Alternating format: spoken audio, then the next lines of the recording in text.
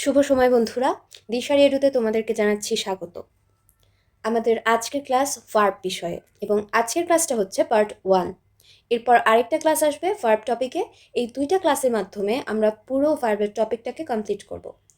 এই দুটো ক্লাস করে তোমরা যে শুধু ভার্সিটি রিলেটেড কোয়েশ্চেন সলভ করতে পারবে তাই নয়, বরং এইচএসসিতেও তোমাদের অনেক হেল্প হবে। ভার্ব হচ্ছে বাক্যের প্রাণ এবং আজকের এই পুরো ক্লাসটায়, পরের ক্লাসটায় আমরা যে বেসিকগুলো শিখবো, এই বেসিকগুলো শুধু তোমার অনলি ভার্ব রিলেটেড টপিক তাই না, তোমার right form of verbs, completing sentence এইসব ক্ষেত্রেও খুবই হেল্পফুল হবে। চলো তাহলে আজকের ক্লাসটা আমরা শুরু করি। আমাদের আজকের ক্লাস অক্সিলিয়ারি ভার্ব বিষয়ে। আজকের ক্লাসের টপিকে থাকছে be auxiliary, have auxiliary, do auxiliary. এছাড়াও মোডালসের মধ্যে have to, use to, prefer to, had better, would rather, ought to, modal perfective এবং সেমি মোডালস থাকছে। তাহলে এবার আমরা আমাদের অক্সিলিয়ারি ভার্বের ক্লাসটা শুরু করতে পারি। দেখো, প্রিন্সিপাল ভার্ব এবং অক্সিলিয়ারি ভার্ব। প্রিন্সিপাল ভার্ব হলো বস। প্রিন্সিপাল ভার্ব হলো একটা বাক্যের বস, আর অক্সিলিয়ারি ভার্ব হলো এই বসের চেলা, অর্থাৎ সে অ্যাসিস্ট্যান্ট, সে হচ্ছে অ্যাসিস্ট করে অর্থাৎ হেল্প করে। প্রথমে আসে আমাদের খুবই পরিচিত এবং ক্লাস 3 থেকে, খুব সম্ভবত 1 থেকে আমরা এটার সাথে পরিচিত, এই ভার্বটা হচ্ছে be auxiliary. Am, is, are, was, were, এগুলোই হচ্ছে আমাদের be auxiliary verb. Be auxiliary verb একটা বাক্যে দুইভাবে ইউজ হতে পারে। দুইভাবে ইউজ হবে। এখন কোনভাবে ইউজ হবে ইট ডিপেন্ডস অন সাবজেক্টটা বাক্যের ডুয়ার নাকি নন ডুয়ার, এটার উপরে নির্ভর করে। এটা পড়ার আগে আমরা দুইটা বাক্য দেখে আসি। এখানে প্রথম বাক্যটা দেখো। প্রথম বাক্যটা হচ্ছে আই অ্যাম রিডিং আ বুক। এখানে ভার্ব কোনটা? এখানে ভার্ব হচ্ছে রিড।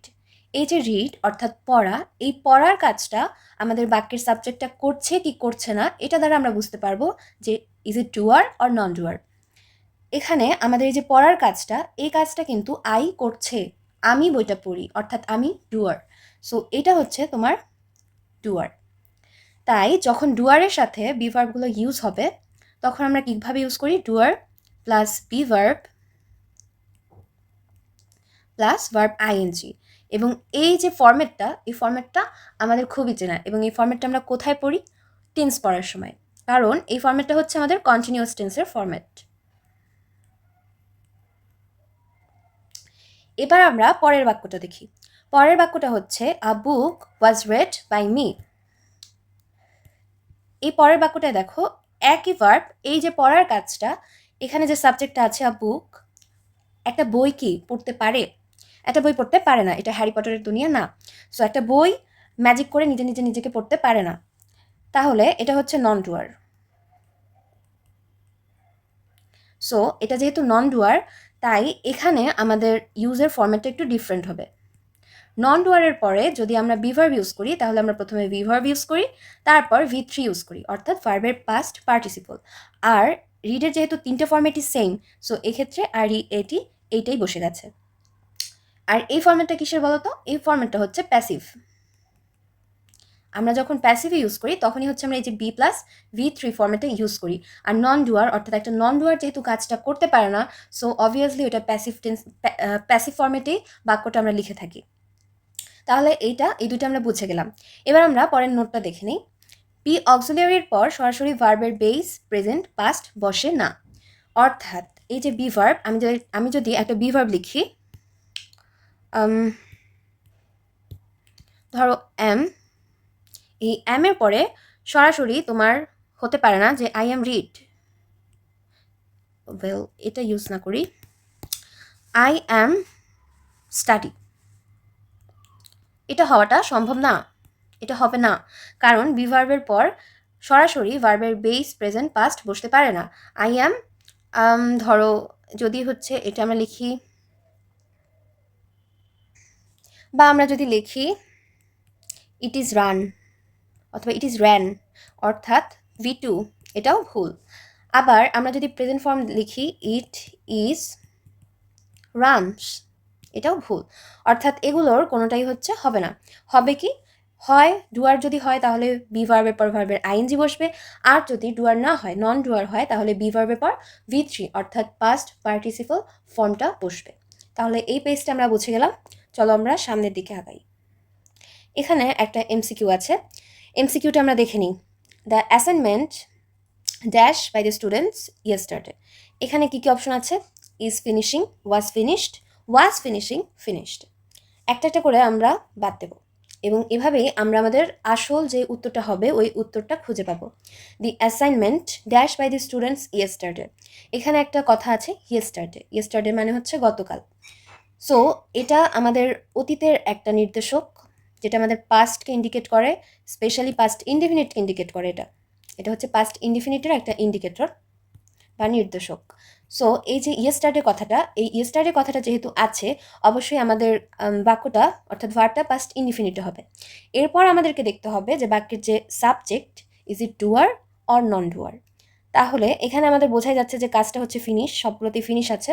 তাহলে এই যে অ্যাসাইনমেন্টটা ফিনিশের কাজটা, এই কাজটা কি অ্যাসাইনমেন্ট নিজেই করেছে নাকি বাই দ্য স্টুডেন্টস? অবশ্যই স্টুডেন্টসরা করেছে।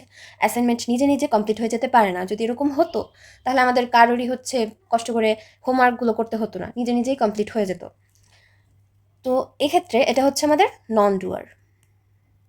যেহেতু এটা নন ডুয়ার তাই এটা প্যাসিভে হবে এই পুরো বাক্যটা। সুতরাং প্যাসিভের স্ট্রাকচারটা কি? B plus V3। আর এই বিটা কি হবে সেটা ডিপেন্ড করে টেন্সের উপর। যেহেতু পাস্ট ইনডিফিনিট টেন্সে হবে তাই এটা হবে হয় ওয়াজ অথবা ওয়্যার। এখন আমাদের খেয়াল করতে হবে যে এই যে নন ডুয়ার, এই যে সাবজেক্টটা থার্ড পারসন সিঙ্গুলার নাকি প্লুরাল। সাবজেক্টটা যেহেতু সিঙ্গুলার তাই ওয়্যার হচ্ছে না, আমাদের দিতে হবে ওয়াজ। সুতরাং এই ওয়াজ আসবে এবং ভার্বের V3 আসবে, তার মানে আসবে ফিনিশড। যেহেতু ওয়াজ ফিনিশড হবে তাহলে কোথায় আছে ইজ ফিনিশিং হবে না, ওয়াজ ফিনিশিং হবে না, কারণ এটা নন ডুয়ার। যদি এটা ডুয়ার হতো, যদি এরকম হতো the students dash the assignment yesterday, তাহলে হতো ওয়াজ ফিনিশিং, আর ফিনিশডও হচ্ছে না। সুতরাং আমাদের যেটা হবে, কারণ এটা যদি ডুয়ার হতো তাহলে ফিনিশড হতে পারতো, যেহেতু এটা নন ডুয়ার তাই ফিনিশড হবে না। তাই আমাদের একমাত্র অপশন যেটা আমরা দাগাতে পারি সেটা হচ্ছে ওয়াজ ফিনিশড। তাহলে আমরা আমাদের অপশনটা পেয়ে গেলাম। এবার আমরা দ্বিতীয় রুলটা দেখি। দ্বিতীয় নিয়মটা হচ্ছে be, to be, being, being. এই শব্দগুলো যদি তোমার থাকে বাক্যে তাহলে এরপরে অবশ্যই V3 বসবে। তুমি যদি ভার্বের present form, base form, past form বসাও তাহলে সেটা অবশ্যই ভুল হবে, V3 বসাতে হবে। যেমন the work can be done by me. এখানে দেখো এই যে বিটা বসেছে, এই বি এর পরে তুমি V3 ইউজ করেছো। The work can be done by me. সেই সাথে আরেকটা গুরুত্বপূর্ণ কথা হচ্ছে এই যে ওয়ার্কটা নন ডুয়ার ছিল, যেটা আমরা একটু আগে পড়ে এসেছি। তবে এখানে যেহেতু বি বসেছে, বি এর পরে তোমার অবশ্যই V3 বসাতে হবে। এখানে beta amidst R was war ফরম্যাটে বসেনি, বরং বিটা বি এর যে বেস ফরম্যাট অর্থাৎ বি হিসেবেই বসেছে। এরপরে দেখো I want the work to be done, same thing. এখানে এই যে টু বিটা বসেছে, এইখানে আমাদের ছিল টু বি। সো এরকমভাবে যদি টু বি বসে তারপরেও দেখো V3 বসছে। এছাড়া আমাদের একটা মাত্র ব্যতিক্রম আছে, সেই ব্যতিক্রমটা হচ্ছে যদি পারফেক্ট কন্টিনিউয়াস টেন্স হয়, সেক্ষেত্রে আমরা জানি বিনের পর ভার্বের সাথে আইএনজি বসতে পারে। যেমন I have been doing the work for 3 hours. So আমি এখানে বলছি যে আমি 3 ঘন্টা ধরে এই কাজটা করে যাচ্ছি। এই ক্ষেত্রে যেহেতু পারফেক্ট কন্টিনিউয়াস টেন্স, সো এক্ষেত্রে বিনের পরে ভার্বের সাথে আইএনজি বসাটা হালাল, জায়েজ। তো এই জন্য অন্য কোনো ক্ষেত্রে এটা হবে না, শুধু পারফেক্ট কন্টিনিউয়াসের ক্ষেত্রে হবে, এবং অন্যান্য ক্ষেত্রে আমরা সাধারণত বি, টু বি, বিং, বিনের পরে ভার্বের সাথে V3 ইউজ করি। এরপরে আসি ডু অক্সিলিয়ারি। ডু অক্সিলিয়ারিতে আমাদের খুবই পরিচিত কিছু ওয়ার্ড ডু, ডাজ, ডিড, এবং এদের পরে ভার্বের বেস ফর্ম বসে। যেমন দেখো নেগেটিভের ক্ষেত্রে আমরা লিখি I do not like it. যদি বাক্যটা থাকে, আমি একটা পেজ নিয়ে নিচ্ছি, যদি বাক্যটা থাকে আই লাইক ইট, এটার মধ্যে অলরেডি আছে ডু প্লাস লাইক এক্সিস্ট করে।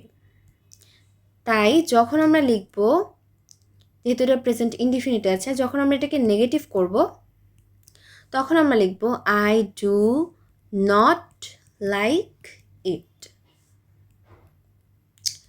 অথবা আমরা যদি এটাকে ইন্টারোগেটিভ করি তখন আমাদের আসল রূপটা, অর্থাৎ এটার যে আসল রূপ, আসল চেহারাটা বেরিয়ে যায় এবং এই যে অক্সিলারি ভার্ব, এই ভার্বটা আলাদা হয়ে যায়, এর সাথে আর মিশে থাকে না। তাহলে আমরা তখন কি লিখব? Do I like it. তাহলে এই দেখো বিপদে পড়ে এটা আলাদা হয়ে গেছে, এটা আর এটার সাথে একসাথে মিশে নেই ছায়ার মতো। অর্থাৎ নেগেটিভ করার সময় এটা I do not like it হয়ে গেছে, আর যখন ইন্টারোগেটিভ করছি তখন আগে চলে আসছে। আবার ঠিক একইভাবে যদি হতো শি লাইকস, অথবা আমরা অন্য একটা ভার্ব নেই, সবসময় ঘুমায়। তাহলে এখন যদি এটাকে আমরা নেগেটিভ করি, যেহেতু এটা থার্ড পারসন সিঙ্গুলার নাম্বার, অর্থাৎ এই যে ভার্বটা মানে এই যে সাবজেক্টটা আছে এটা যেহেতু সিঙ্গুলার নাম্বার, তাই এক্ষেত্রে দেখো স্লিপস হয়েছে, অর্থাৎ এটার সাথে একটা ডাস ছায়ার মতো লুকিয়ে আছে। তাই যখন এটাকে আমরা নেগেটিভ করে দেব তখন এই ছায়াটা আলাদা হয়ে যাচ্ছে। শি অলওয়েজ স্লিপ, এইটা হবে। তাহলে আমরা দেখলাম এই যে বি ভার্বগুলো, ডু, ডাজ, ডিড, এই ভার্বগুলো আমাদের মেইন ভার্বের সাথে ছায়ার মতো থাকে যখন এটা অ্যাফার্মেটিভ অবস্থায় থাকে। যখন আমরা এটাকে নেগেটিভ করি অথবা ইন্টারোগেটিভ করি তখন এটা ছায়া থেকে আলাদা হয়ে যায় এবং আলাদাভাবে এটা ব্যবহার হয়। ওকে, এবার আমরা হ্যাভ অক্সিলিয়ারিকে দেখি। হ্যাভ অক্সিলিয়ারি নিয়ে তোমরা অনেকেই কনফিউজড হয়ে যাও, কারণ হ্যাভ আমাদের প্রিন্সিপাল ভার্ব হিসেবেও ব্যবহার হয়, আবার অক্সিলিয়ারি ভার্ব হিসেবেও ব্যবহার হয়। এখন একটা হ্যাভ যখন অক্সিলিয়ারি ভার্ব হিসেবে ব্যবহৃত হবে, হ্যাভ, হ্যাজ অথবা হ্যাড, হ্যাভ আর হ্যাজ হচ্ছে তোমার প্রেজেন্ট ইনডিফিনিট ফর্ম, হ্যাডটা হচ্ছে পাস্ট। যখন এগুলো অক্সিলিয়ারি ভার্ব হিসেবে ব্যবহৃত হবে তখন অবশ্যই অবশ্যই অবশ্যই অবশ্যই এরপরে V3 বসতে বাধ্য। এর সাথে একটা ফ্রি, সেইভাবেই হ্যাভ হ্যাজ হ্যাডের পরে V3 ফ্রি। দেখো আই হ্যাভ হ্যাড দিস, এই বাক্যটা নিয়ে অনেকেই কনফিউশনে ভুগতে পারো যে কিভাবে কি। চলো একটু দেখাই। দেখো আমি একটা বাক্য লিখি, আই হ্যাভ টট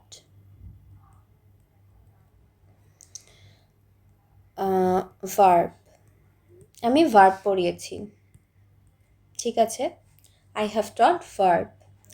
এখন আমি যদি বলি, এখানে দেখো খুব সহজেই বুঝতে পারছো যে এই যে হ্যাভটা, এই হ্যাভটা অক্সিলিয়ারি হ্যাভ। এই টেন্সটা আছে প্রেজেন্ট পারফেক্ট, আমরা যখন টেন্সের ক্লাস করব আরও ক্লিয়ার হয়ে যাবে। আমরা এটা প্রেজেন্ট পারফেক্ট টেন্সের স্ট্রাকচারটা হচ্ছে সাবজেক্ট, আর ইউ ক্যান সে পারফেক্ট টেন্সের যে স্ট্রাকচার সেটা হচ্ছে সাবজেক্ট প্লাস হ্যাভ, হ্যাজ, আর যদি পাস্টে থাকে তাহলে হচ্ছে হ্যাড প্লাস V3। এটা আমাদের পারফেক্ট টেন্সের স্ট্রাকচার। আর যেহেতু এখানে হ্যাভ আছে তাই এটা অবশ্যই প্রেজেন্ট পারফেক্ট টেন্সের স্ট্রাকচার। এই হ্যাভটা হচ্ছে এখানে অক্সিলিয়ারি ভার্ব, এই হ্যাভটার পরে এই যে টট এটা হচ্ছে টিচের V3, টিচের V3, অর্থাৎ এটার মেইন ভার্বটা ছিল তোমার টিচ, মেইন ভার্বটা ছিল আমাদের টিচ। এখন আমি টিচের পরিবর্তে যদি একটা ভার্ব নেই, ভার্বটা যদি হয় হ্যাভ ভার্ব, সাপোজ হ্যাভটা তো একটা আমাদের মেইন ভার্ব হিসেবে কাজ করতে পারে, আমরা জানি হ্যাভ ভার্বের অর্থ থাকা। সো আমরা যদি হ্যাভ ভার্বটাকে পিক করি টিচের পরিবর্তে তাহলে আমরা লিখতে পারি আই হ্যাভ আ কাউ, আমার একটি গরু আছে।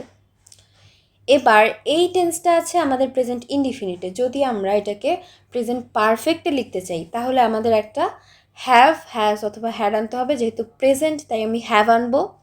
এবং আমি যেহেতু এটা ফার্স্ট পারসন, সো এক্ষেত্রে আমাদের হ্যাভ হবে, হ্যাজ হবে না, হ্যাজ শুধু হয় সিঙ্গুলারের ক্ষেত্রে third person. So I have. এই পর্যন্ত আমাদের টেন্সের স্ট্রাকচার গেল। এরপরে আসবে V3। আমাদের মেইন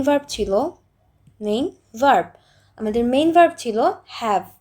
তাহলে হ্যাভের পাস্ট ফর্ম কি? পাস্ট পার্টিসিপল ফর্ম, অর্থাৎ V3 হচ্ছে had. I have had a cow.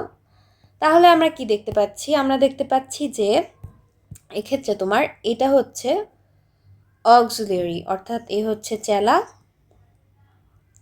আর এ হচ্ছে বস।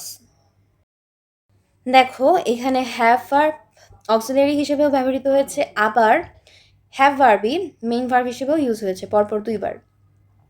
এখানে প্রবলেমটা কি? প্রবলেমটা হচ্ছে এরা দুজন সহোদর, অর্থাৎ এরা দুজন বলতে পারো দুই ভাই।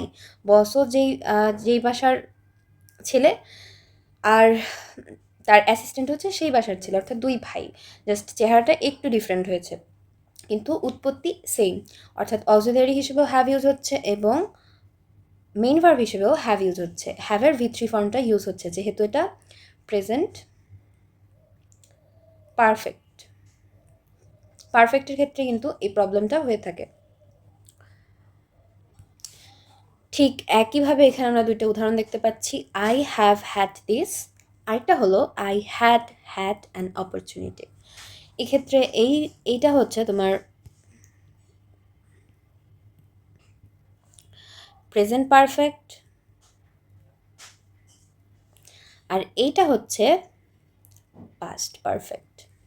পাস্ট পারফেক্ট হওয়ার কারণে এখন শুধু দুই ভাই না, একেবারে যমজ ভাই হয়ে গিয়েছে, অর্থাৎ এইটা আর এইটা দেখতেও হুবহু একই রকম, কিন্তু প্রথম হ্যাডটা অক্সিলিয়ারি, দ্বিতীয় হ্যাডটা মেইন ভার্ব, হ্যাভ ভার্বের V3, আর এই হ্যাডটা হচ্ছে পাস্ট পারফেক্ট টেন্সে। হ্যাড যেহেতু অক্সিলিয়ারি হিসেবে ইউজ হয় তার জন্য এই হ্যাডটা এসেছে। আমরা একটু আগে সেটা দেখেছি। এখন আমরা মোডালসে জাম্প করব। মোডালসের প্রথমেই আমরা একটা রুলস দেখব। সেই রুলটা হচ্ছে ডুয়ার, হু, নন ডুয়ার, হোয়াট। এরপরে যদি মোডালসগুলো থাকে তাহলে কোনটার ক্ষেত্রে কিভাবে ভার্ব রিঅ্যাক্ট করে, কোনটার ক্ষেত্রে ভার্বের কোন ফরম্যাটটা আমরা বসাবো। চলো আমরা দেখি। আমরা একটা চার্টের মতো করে নিই, কাইন্ড চার্ট, নট রিয়েলি। দেখো এই যে ডুয়ারের পরে যদি আমাদের এই can, could, may, might, shall, will, would, should, must অর্থাৎ মোডালগুলো থাকে তাহলে কি হবে? তাহলে আমাদের ভার্বের বেস ফর্ম বসবে। এরপর যদি হু এর পরে থাকে তাহলে কি হবে? তাহলে ভার্বের বেস ফর্ম তো বসবে, সাথে একটা কোশ্চেন মার্ক হবে, কারণ হু দ্বারা আমরা কোশ্চেন করি। এরপর যদি আমরা দেখি যে নন ডুয়ারের ক্ষেত্রে কি হবে, নন ডুয়ারের ক্ষেত্রে আমরা অলরেডি পড়েছি বি ভার্ব আসবে, can, could, may, might, shall, will, would, should, must. অর্থাৎ নন ডুয়ারের পরে যদি মোডালসগুলো থাকে তাহলে অবশ্যই এরপরে একটা বি ভার্ব আসবে এবং তারপর V3 বসবে। আবার যদি হোয়াটের পরে এই মোডালসগুলো বসে তাহলে কি ঘটবে? তাহলে বি ভার্ব বসবে, তারপর V3 বসবে, তারপরে কোশ্চেন মার্ক বসবে, কারণ এক্ষেত্রে হোয়াটটা কিন্তু নন ডুয়ার। হোয়াট মানে একটা বস্তু বোঝায়, বস্তু অবশ্যই নন ডুয়ার, বস্তু তো নিজে নিজে করতে পারে না জড় যেহেতু। অন্যদিকে যদি হু হয় তাহলে সে সাধারণভাবেই ডুয়ার, যেহেতু সে ব্যক্তি, তার জন্য এক্ষেত্রে আমরা ভার্বের বেস ফর্ম ডিরেক্ট বসিয়ে কোশ্চেন মার্ক করে দিই। এক্ষেত্রে তোমাদের একটা কোশ্চেন থাকতে পারে যে আমরা তো WH ওয়ার্ডের পর এই যে মোডালসগুলো অথবা অক্সিলিয়ারি ভার্ব অন্যান্য যে কোনো বসাই, তারপর একটা সাবজেক্ট আনি, তারপর ভার্ব বসাই, কিন্তু এক্ষেত্রে কেন সেরকম না? কারণ এক্ষেত্রে সাবজেক্ট নিজেই হু, সাবজেক্ট নিজেই হোয়াট। হু সাধারণত সাবজেক্টই হয় এবং হোয়াট যখন সাবজেক্ট হিসেবে ব্যবহৃত হয় সেক্ষেত্রে এই নিয়মটা খাটে। দেখো আমি যদি একটা বাক্য লিখি,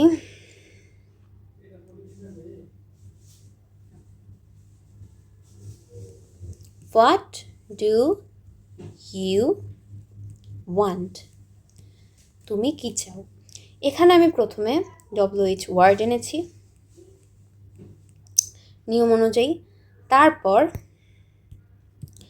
আমি অক্সিলিয়ারি ভার্ব এনেছি, আমি সাবজেক্ট এনেছি এবং তারপর আমি মেইন ভার্ব এনেছি, ফাইন। কিন্তু যখন হোয়াট ক্যান বি ডান, এক্ষেত্রে লক্ষ্য করো, এক্ষেত্রে এই যে ওয়ার্ডটা, এটা WH ওয়ার্ড, এটা ঠিক আছে। এরপর আমাদের মডেলস এসেছে অক্সিলারি বি, তারপরে V3 এসেছে, যেটা আমরা একটু আগে পড়ছিলাম। কিন্তু এখানে কোশ্চেনটা হচ্ছে তারপরে আমরা সাবজেক্টটা কোথায় গেল, ডিরেক্ট কেন এগুলো বসে যাচ্ছে তারপর? কারণ এখানে এই যে হোয়াট, এই হোয়াটটাই হচ্ছে এখানে সাবজেক্ট, হোয়াট নিজেই এখানে সাবজেক্ট, তাই এখানে নতুন করে আরেকটা সাবজেক্ট আনার কোনো সুযোগ নেই, তাই আমরা পর বসিয়ে যাচ্ছি। হোয়াট ক্যান বি ডান, প্রথমে মডেল অর্থাৎ অক্সিলারি ভার্ব বসছে, তারপরে বি ভার্ব বসলো, মানে বি বসলো, তারপরে V3 বসলো। কিন্তু এই ক্ষেত্রে দেখো এখানে হোয়াট ছিল, তারপর অক্সিলারি ভার্ব আনলাম, তারপর সাবজেক্ট আনলাম, কারণ হোয়াটটার সাবজেক্ট এখানে আলাদা। ঠিক একইভাবে এই জিনিসটা হু এর ক্ষেত্রেও প্রযোজ্য। আর হোয়াট যেহেতু একটা নন ডুয়ার, অর্থাৎ কি করা যেতে পারে এরকম একটা সেন্স দিচ্ছে বাক্যটা, সো এক্ষেত্রে হোয়াটটা যেহেতু একটা নন ডুয়ার, তার জন্য এখানে বি এর পরে V3 এসেছে। আর হুটা যেহেতু ডুয়ার, যদি আমি লিখি who can do the work, কে কাজটা করতে পারে? বিড়ালের লেজে কে ঘন্টা বাঁধতে পারে? বিড়ালের গলায়। তো এক্ষেত্রে who can do the work, কে কাজটা করতে পারে? এখানে দেখো, এখানে যেহেতু হুটাই হচ্ছে ডুয়ার, সো এখানে বি প্লাস V3 আনার কোনো দরকার হয় না। এই জন্য আমরা পরপর বসিয়ে যাই ক্যান অর্থাৎ মডেল, তারপরে মেইন ভার্ব, এক্সটেনশন। আর এক্ষেত্রে হোয়াটটা যেহেতু নন ডুয়ার, তাই হোয়াট আসবে, তারপরে মডেল আসবে, বি আসবে, দেন V3 আসবে। একটু আগে আমরা এটাই পড়ছিলাম।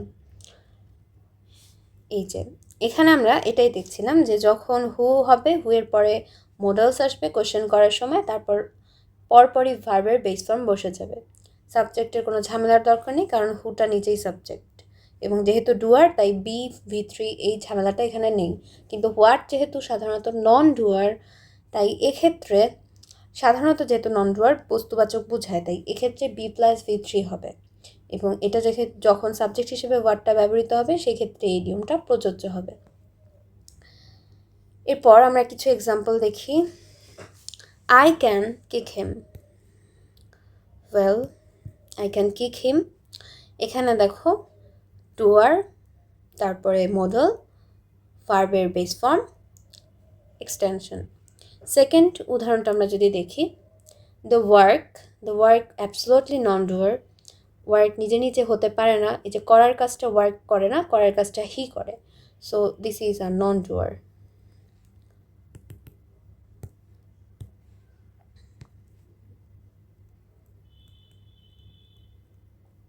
This is a non-doer. So the work can be done by him.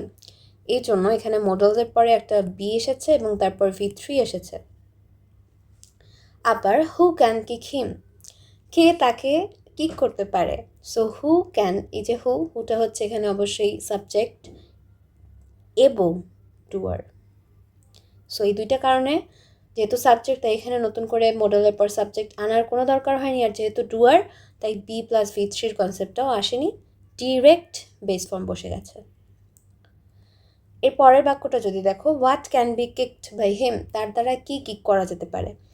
So what can be kicked by him, so এখানে হোয়াটটা হচ্ছে subject plus this is a non doer subject, kick করার কাজটা এই হোয়াটটা করছে না, সো এই জন্য এখানে বি এবং সাথে V3 এসেছে।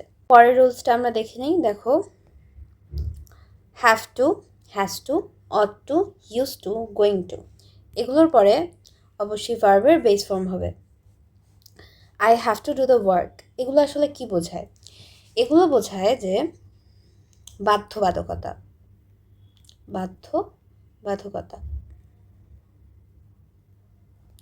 এগুলো আমাদের বাধ্যবাধকতা বোঝায়।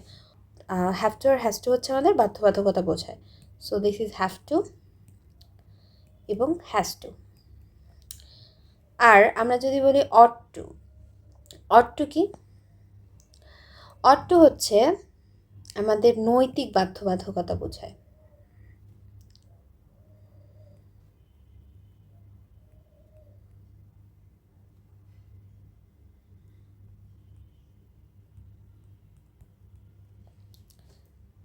নৈতিক বাধ্যবাধকতা বোঝায় অট টু, আর ইউজ টু বোঝায় অভ্যস্ততা। গোয়িং টু মানে কোনো কিছু আমি করতে যাচ্ছি, এরকম একটা সেন্স দেয়। এরপরে আমরা এগুলো সম্পর্কে বিস্তারিত দেখব।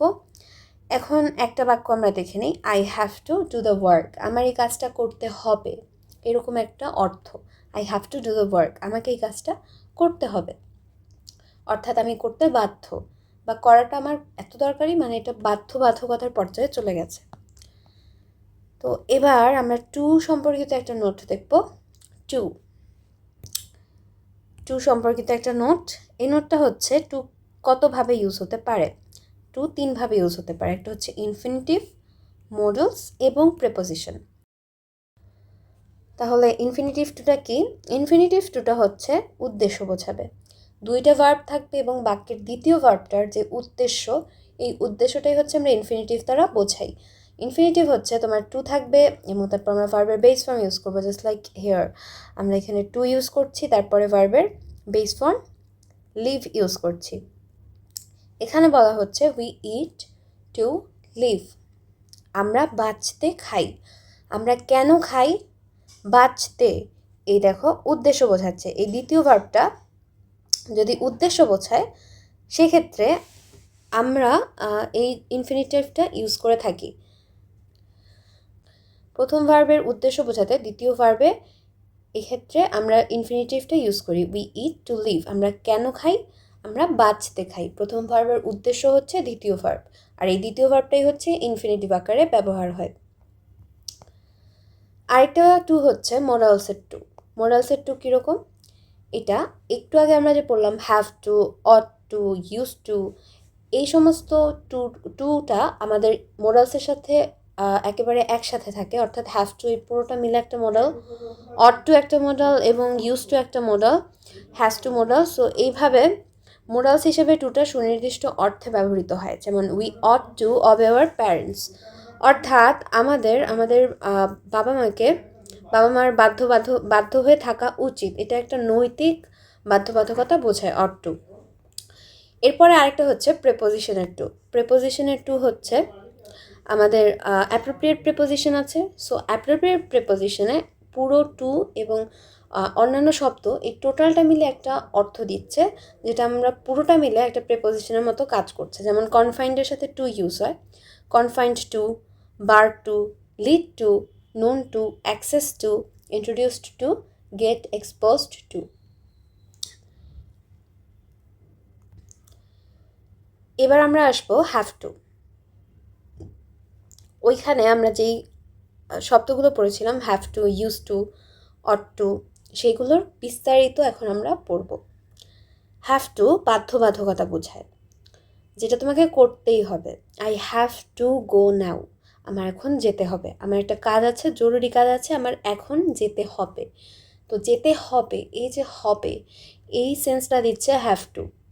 নেগেটিভ ইন্টারোগেটিভ করতে আমরা ডু, ডাজ, ডিড ব্যবহার করি। যেমন do I have to go now, we did not have to suffer. আর হ্যাভ টুর আমরা যদি অন্যান্য ফর্মগুলো দেখে নিই, হ্যাভ টুর যে প্রেজেন্ট ফর্মের সিঙ্গুলারের সাথে ইউজ হয়, হ্যাভের সিঙ্গুলার হ্যাজ টু। ঠিক হ্যাভের সিঙ্গুলার যেমন হ্যাজ, ঠিক একইভাবে হ্যাভ টুর সিঙ্গুলার ফর্মেট হচ্ছে হ্যাজ টু। যেমন শি হ্যাজ টু গো নাও। আর পাস্টের ক্ষেত্রে আমরা ইউজ করি হ্যাড টু। ঠিক যেভাবে হ্যাভের পাস্ট ফর্ম হ্যাড, ঠিক একইভাবে have tour past form had to. আমরা যদি বলি I had to do that, আমাদের এটা করতেই হয়েছিল, আমাদের কোনো উপায় ছিল না। I had to do that, আমার এটা করতেই হয়েছিল। তো এটা হচ্ছে আমাদের পাস্ট এবং প্রেজেন্ট সিঙ্গুলার দুটো ফর্মেট আমরা দেখে নিলাম, হ্যাজ টু এবং হ্যাড টু। এগুলো হচ্ছে হ্যাভ টুরই দুইটা format.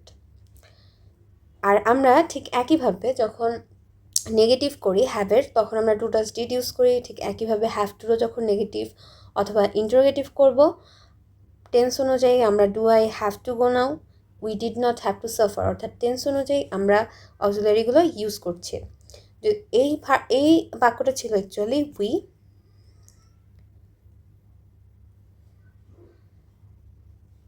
We had to suffer.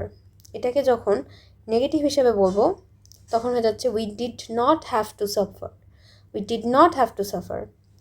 আবার do I have to go now, I have to go now, do I have to go now. অর্থাৎ আমরা ছায়া হিসেবে যে ডু ডাজ ডিক্টেটের মধ্যে থাকে ওইটাকে আলাদা করে ফেলছি, এবং আলাদা করার পর মেইন ফরম্যাটটা কিন্তু চলে আসছে। মেইন ফরম্যাটটা হচ্ছে হ্যাভ টু। এইবার আমরা দেখব ইউজ টুর ব্যবহার। ইউজ টু মানে হচ্ছে কোনো কিছুর সাথে অভ্যস্ততা, আর এই অভ্যস্ততাটা অতীতের কোনো একটা অভ্যাস যদি আমরা বলতে চাই পাস্ট ইনডেফিনিট টেন্সে আমরা ইউজ টু ইউজ করি। ঠিক যেভাবে আমরা বলি, যেমন কেউ যদি অতীতে কোনো একটা কাজ প্রতিদিন করতো, প্রতিনিয়ত করতো, যেমন অতীতে আমি ফুটবল খেলতাম, অতীতে আমি ফুটবল খেলতাম, অতীতে আমি ডোরেমন দেখতাম, টিভিতে ডোরেমন দেখতাম। এই যে আমি দেখতাম, এই যে আমরা ইউজ করছি দেখতাম, এই যে তাম ফরম্যাটটা অর্থাৎ অতীতের একটা অভ্যাস আমি ইংলিশে কিভাবে এক্সপ্রেস করব? ইংলিশে এক্সপ্রেস করার জন্যই আমাদের এই ইউজ টু। অর্থাৎ আমরা সাবজেক্ট, তারপর ইউজ টু, তারপর ভার্বের সাথে বেস ফর্ম বসাবো, যে নিয়মটা আমরা একটু আগেই পড়ে এসেছি। I use to play football, এর অর্থ হলো আমি অতীতে, অর্থাৎ অতীতে বলতে হয় না কারণ ফর্মেটে অলরেডি এটা চলে আসে। I use to play football, আমি ফুটবল খেলতাম, তাম অর্থাৎ আমি অতীতে এই কাজটা নিয়মিত করতাম। এখন যদি এরকমটা হয় যে আমি বর্তমানের বা ভবিষ্যতের কোনো একটা অভ্যস্ততা বোঝাতে চাই, সেটা আমরা কিভাবে বোঝাবো? সেটা বোঝানোর জন্য একটা ওয়ে আছে, সেটা হলো, যেমন এই বাক্যটা আমরা একটু দেখি, I am use two playing cricket, অতীতে ফুটবল খেলতাম, এখন আমি ক্রিকেট খেলতে অভ্যস্ত, অথবা আমি এখন ক্রিকেট খেলি খুব, বা এই সেন্সটা আমি দিতে চাচ্ছি যে আমি এখন নিয়মিত ক্রিকেট খেলি, এটা আমার হ্যাবিচুয়াল হয়ে গেছে। তো এটা আমি কিভাবে এক্সপ্রেস করব? এটা এক্সপ্রেস করার জন্য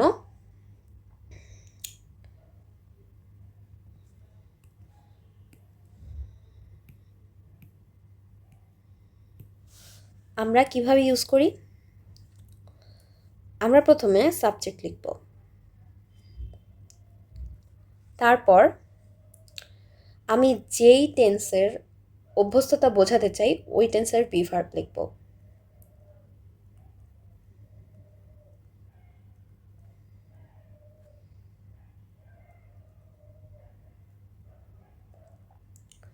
বোঝাবো আমরা ওই টেন্সের বি ভার্ব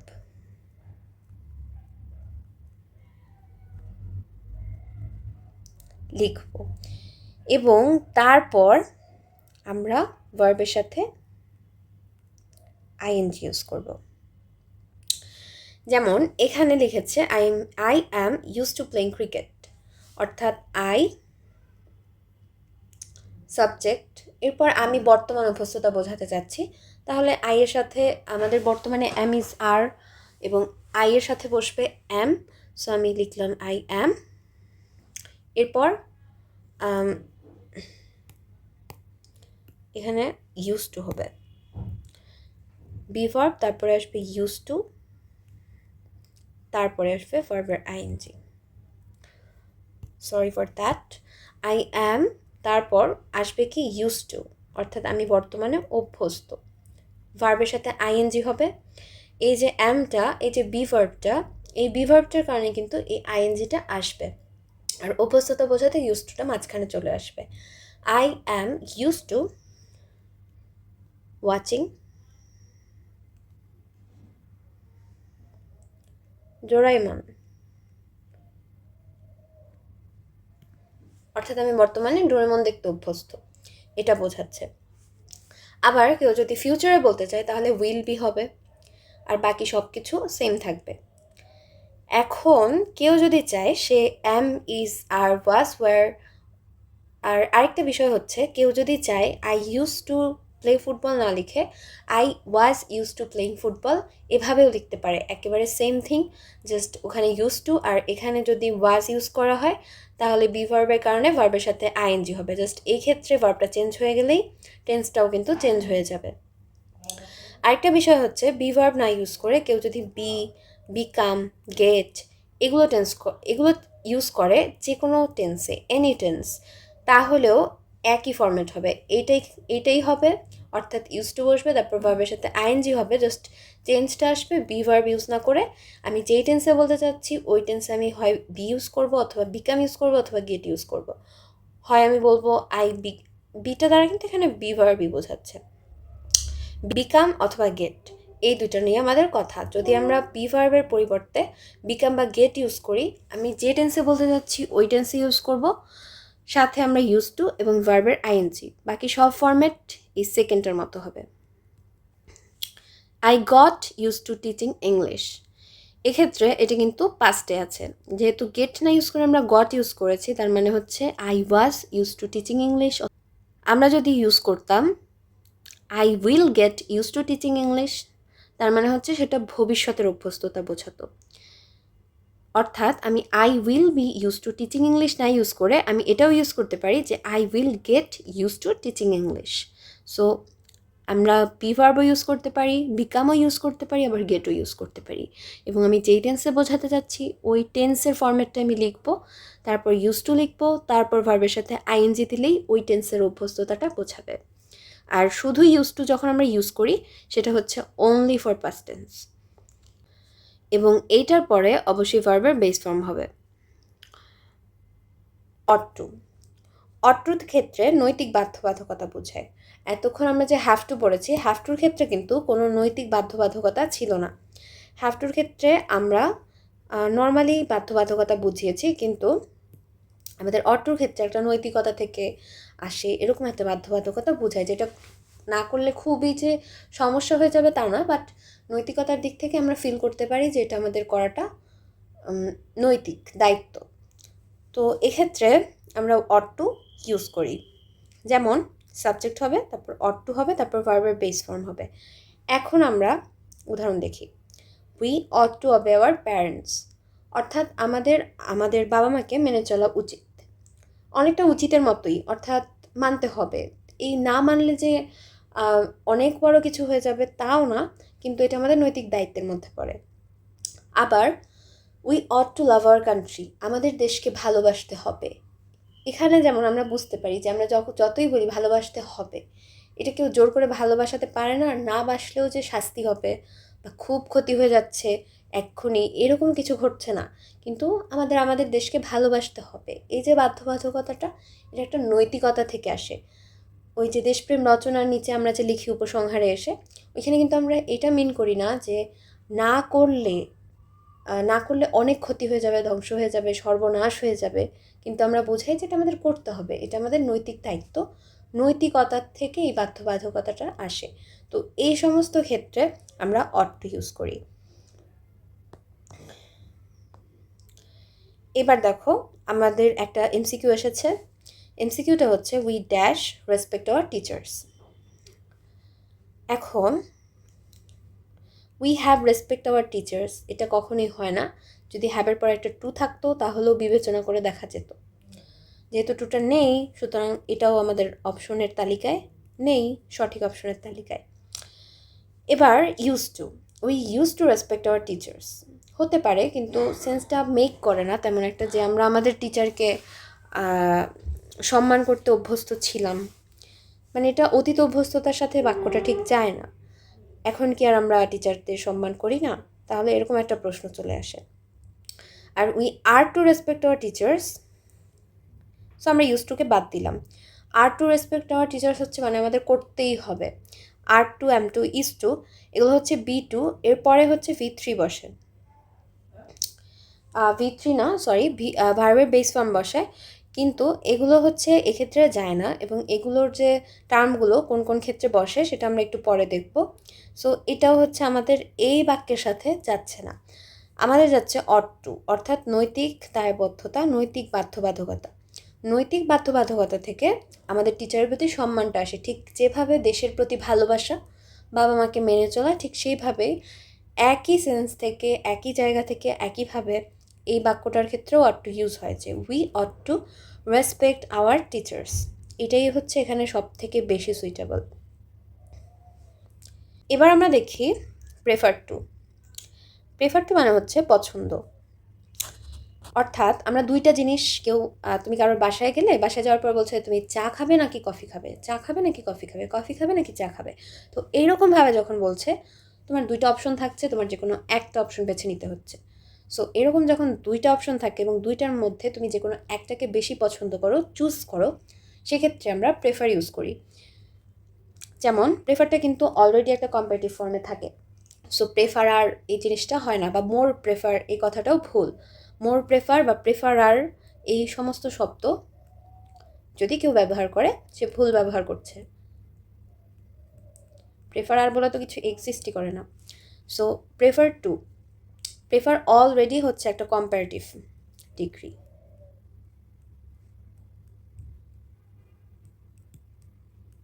অর্থাৎ দুইয়ের মধ্যে তুলনা বোঝাচ্ছে।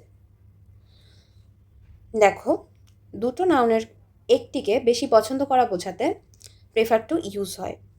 কিন্তু এখানে একটা বিষয় আছে, যেমন I prefer tea to milk. যেটা আমি পছন্দ করব সেটাকে আমি আগে বসাবো। যেহেতু আমি পছন্দটাকে প্রায়োরিটাইজ করব, সেটাকে আমি আগে গুরুত্ব দেব, সুতরাং যেটাকে আমি পছন্দ করছি ওইটা নামটা আমি আগে নেব। আমি যদি বলি I prefer tea to milk, এটার মানে হচ্ছে আমি চা পছন্দ করছি মিল্কের চেয়ে দুধের চেয়ে আমি চাকে বেশি গুরুত্ব দিচ্ছি, বেশি পছন্দ করছি। কিন্তু আমি যদি বলি আই প্রেফার মিল্ক টু টি, সেক্ষেত্রে জিনিসটা উল্টে যাবে। অর্থাৎ আমি চায়ের চাইতে দুধকে বেশি পছন্দ করছি, অর্থাৎ আমি দুধ খেতে চাচ্ছি। সো এইটা চলে আসবে, I prefer tea to milk. অর্থাৎ সাবজেক্ট প্লাস প্রেফার প্লাস প্রথম নাউন, তারপর টু বসবে, এই প্রেফার টু টুটা, তারপর দ্বিতীয় নাউনটা বসবে, এবং যেই নাউনটাকে আমি পছন্দ করব সেটাকে আমি নাউন ওয়ান হিসেবে রাখবো। এবার আমরা দ্বিতীয় নিয়মটা দেখি। দুটো ভার্বের একটিকে যদি বেশি পছন্দ করা বোঝায়। এতক্ষণ আমরা দেখেছি দুটো নাউনের ক্ষেত্রে কিভাবে আমরা এটা লিখব। এখন যদি ভার্বের ক্ষেত্রে হয় তাহলে কিভাবে লিখব? ভার্বের ক্ষেত্রে আমরা দুইভাবে লিখতে পারি। আমরা আইএনজি ফরম্যাটেও লিখতে পারি, আবার আমরা এটাকে ইনফিনিটিভ ফরম্যাটেও লিখতে পারি। ইনফিনিটিভ নয়, আই মিন বেস ফর্মেও আমরা এটাকে লিখতে পারি। অর্থাৎ আমরা হয় এটাকে এভাবে লিখবো, অথবা আমরা এটাকে এইভাবে লিখবো, subject plus prefer plus base form verb 1 plus 2 plus ভার্বের বেস ফর্ম ভার্ব 2। তাহলে আমরা এটাকে দুইভাবে লিখতে পারি। এক হচ্ছে I prefer read to write, এখানে আমরা দুইটাই বেস ফর্ম ইউজ করেছি। আর দ্বিতীয়টায় I prefer reading to writing, আমরা এখানে দুইটাই হচ্ছে ভার্বের সাথে আইএনজি ফরম্যাটে ইউজ করেছি। এখানে মূল কথা হলো এটাই যে আমরা যেটাই ইউজ করি না কেন দুটোকেই একইভাবে প্যারালালভাবে লিখতে হবে। অর্থাৎ দুই ক্ষেত্রে আমরা এক জিনিস ইউজ করব। একটা জিনিস কেউ পাবে আর কেউ পাবে না, তা হবে না, তা হবে না। অর্থাৎ দুটোকেই সমানভাবে গুরুত্ব দিতে হবে। এটাকে যদি বেজে লিখি এটাও বেজে হবে, এটাকে যদি আইএনজি ফরম্যাটে লিখি এটাও আইএনজি ফরম্যাটে হবে। এবার থার্ড রুলটা আমরা দেখি। থার্ড রুলটা কি বলছে? প্রেফারের পরে ভার্বের ইনফিনিটিভ এবং জিরান্ড ফর্ম উভয় হতে পারে। আমরা অলরেডি সেটা দেখে ফেলেছি। সেন্টেন্সে যদি র্যাদার দ্যান থাকে তাহলে ভার্বের ইনফিনিটিভ ফর্ম বসবে। এখানে নির্দিষ্ট করে দিচ্ছে, কোন ক্ষেত্রে নির্দিষ্ট করে দিচ্ছে? ইফ র্যাদার দেন থাকে। যদি র্যাদার দেন থাকে তাহলে অবশ্যই ইনফিনিটিভ বসবে। সেক্ষেত্রে আর আমরা কোনোভাবেই এটাকে আইএনজি ফরম্যাটে আর লিখতে পারবো না। তাহলে কি হচ্ছে স্ট্রাকচারটা দেখবো পরে, আগে আমরা উদাহরণ দেখব। উদাহরণে হচ্ছে he preferred to die rather then be insulted, অর্থাৎ অপমানিত হওয়ার চেয়ে সে মৃত্যুকে বেশি পছন্দ করলো, বা মৃত্যুকে বেশি প্রেফার করে, মৃত্যুকে বেশি চায় অপমানিত হওয়ার থেকে। সে এইটাকে বেছে নেবে, তবু অপমানিত হওয়া বেছে নেবে না, তবু সে মৃত্যু বেছে নেবে। এটার অর্থ হচ্ছে এরকমটা। তাহলে প্রথমে প্রেফার বসছে, তারপর ইনফিনিটিভ বসলো টুটাই, তারপর রাদার দেন বসলো, তারপর আবার কি বসলো, বেয়ার ইনফিনিটিভ, অর্থাৎ টুটা উৎস আছে। বেয়ার ইনফিনিটিভ, বেয়ার মানে হচ্ছে, বেয়ার মিন্স নগ্ন, নগ্ন মানে হচ্ছে সেটা আর নেই, খালি। যেমন আমরা যখন নগ্ন পা বলি, সেটাকে ইংলিশে আমরা বলি বেয়ারফুট, নগ্ন পা। তো ঠিক একইভাবে বেয়ার, সো এই যে বেয়ার মানে হচ্ছে এটার সাথে টুটা থাকবে না, টুটা থাকবে না, এটা একা একা থাকবে। এই বি ইনসাল্টেড এটাই হচ্ছে এখানে ভার্ব। বি ইনসাল্টেড, কেউ ভেবো না যে বি প্লাস V3 এরকমটা না। বি মানে হচ্ছে হওয়া, বি মানে হচ্ছে হওয়া, আর ইনসাল্টেড মানে হচ্ছে অপমানিত। তো এই হিসেবে দুটো মিলে হলো অপমানিত হওয়া, দুটো মিলে একটা ভার্ব হিসেবে কাজ করেছে, যে বি ইনসাল্টেড। সো এক্ষেত্রে he prefer to die rather than be insulted. To be insulted কিন্তু হয়নি, যখন রাদার দ্যান থাকে তখন এটা পরেরটা বেয়ার ইনফিনিটিভে বসে উইদাউট টু, তার জন্য টু বি ইনসাল্টেড না হয়ে বি ইনসাল্টেড বসেছে। এবার দেখো, she prefer singing dash dancing. কেউ যদি মনে করো দেন হবে, তাহলে সে আবার এতক্ষণ যেটুকু করানো হয়েছে ক্লাস ওইটুকু দেখে আসো, অন্তত প্রেফার থেকে। এটা দেন হবে না, কারণ প্রেফারের সাথে দেন বসে না, প্রেফারের সাথে বসে টু। সো এটা আমাদের অন্য অপশন চেকও করতে হবে না, টুটাই এখানে পারফেক্ট। রাদার দেন হবে না, রাদার দেন থাকলে যদি এখানে রাদার দেন বসতো তাহলে এই পাশে তাহলে অবশ্যই এই পাশে হতো ইনফিনিটিভ এবং এই পাশে হতো বেয়ার ইনফিনিটিভ, কিন্তু এখানে দুইটি আইএনজি ফর্মেটে আছে, সো রাদার দেন ইউজ করার কোনো সুযোগ নেই, মোর দেন তো এখানে হয়ই না। সো আমাদের একমাত্র সঠিক উত্তর হচ্ছে টু। এবার আমরা হ্যাড বেটার রুল নাম্বার 3-তে চলে এসেছি। Had better, had rather, would better, would rather, এগুলোর পরে ভার্বের বেস ফর্ম বসে। এখন কোনটা কি? ঠিক আছে, যেগুলোর সাথে বেটার আছে, যেই শব্দগুলোর সাথে আমরা বেটার পাচ্ছি, বেটার, যে শব্দগুলোর সাথে আমরা বেটার পাচ্ছি, আমাদের বুঝতে হবে সেই শব্দগুলো আমাদের বেটারমেন্টের জন্য কিছু বলতে চাচ্ছে। যেহেতু আমাদের বেটারমেন্টের জন্য কিছু বলতে চাচ্ছে, এগুলো আমাদের উচিত কাজটাকে দেখিয়ে দিচ্ছে। সো এই হ্যাড বেটার, উড বেটার, এইগুলো যেই মিনিংটা দেয় সেই মিনিংটা হচ্ছে শুড, শুডের মতো মিনিং দেয়। আর হ্যাড রেদার, উড রাদার, এগুলো বোঝায় বরং, মানে হচ্ছে এটা না করে বরং এটা করো। আর ওগুলো বলে যে তোমার এটা করা উচিত। তাহলে এগুলো আমাদের প্রেজেন্ট অথবা ফিউচার টাইমকে নির্দেশ করে, অতীতকে নির্দেশ করে না।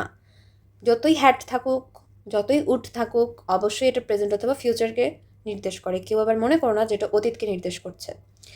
এক্সাম্পল দেখো, ইউ হ্যাড অথবা would better meet a doctor. তোমার সর্দি হয়েছে, তোমার কাশি হয়েছে, তোমার জ্বর হয়েছে, তোমাকে একজন পরামর্শ দিচ্ছে তোমার একটা ডক্টর দেখানো উচিত, অনেক দিন ধরে ভুগছো, তোমার একটা ডক্টর দেখানো উচিত। সো শুড না ইউজ করে সে হ্যাড বেটার অথবা সে উড বেটার ইউজ করতে পারে, একই জিনিস বোঝাতে। এখন আমরা একটা বাক্য, একটা MCQ দেখি। You had better dash the truth, you had better speak the truth. তোমার যেহেতু ভার্বের বেস ফর্ম হবে এই যে, সো তোমার হচ্ছে সত্যি বলা উচিত, স্পিক দ্য ট্রুথ। আর উড রাদার, হ্যাড রাদার, এগুলো হচ্ছে বরং বোঝায়। যখন দেন থাকে তখন সাধারণত উড রাদারটা হয়, একটু পরে আমরা সেটাতে আসছি। এই তো আমরা বলতে বলতে চলে এসেছি।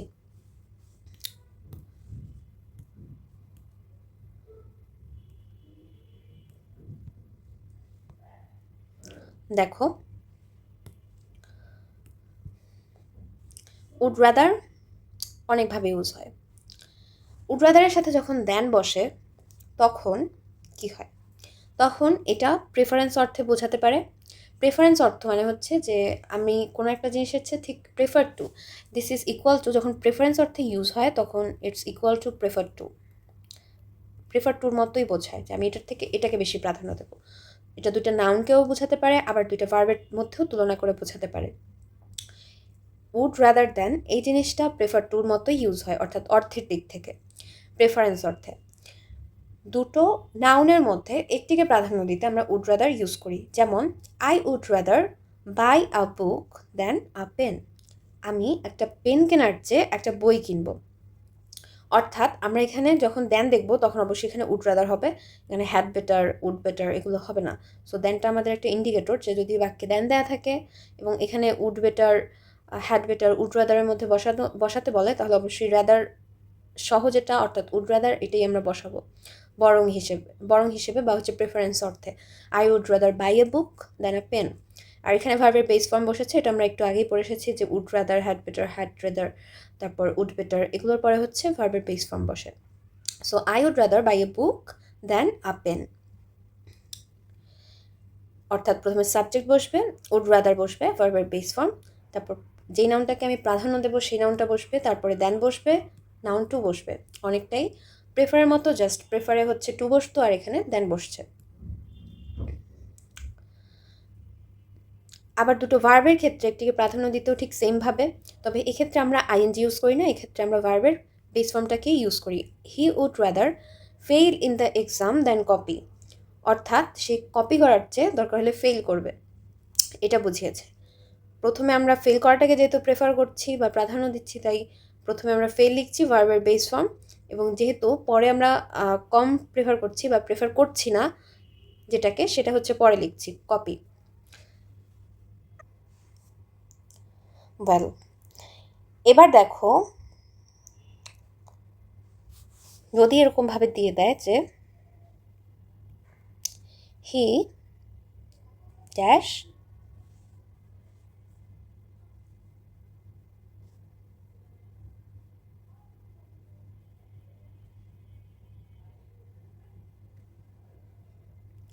সে পড়ার চেয়ে লেখাটাকে বেশি প্রাধান্য দেয়। এখন তুমি যদি হ্যাড বেটার বসাও, অপশনে যদি থাকে হ্যাড বেটার,